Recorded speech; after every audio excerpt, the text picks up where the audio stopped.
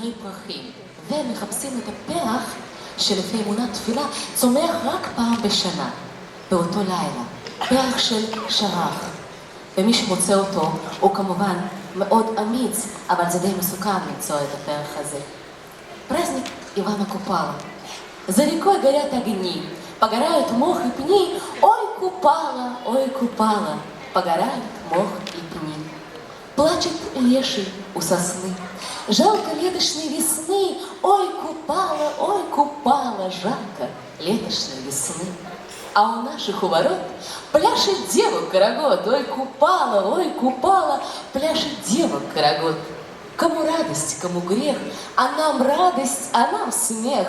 Ой, Купала, а нам радость, а нам смех. Знаменитый праздник Ивана Купала давал вдохновение для создания музыкальных и литературных произведений не только Николаю Гоголю, Сергею Есенину, чьи строки я вам только что прочитала, но и многим другим музыкантам и поэтам. Совершенно потрясающий, фантастический, таинственный праздник. Венки у девушек на головах, прыжки через костер, если вы только не Снегурочка, конечно. Поиск цветка папоротника.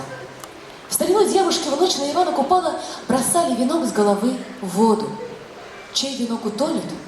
У той самая большая башка, видимо.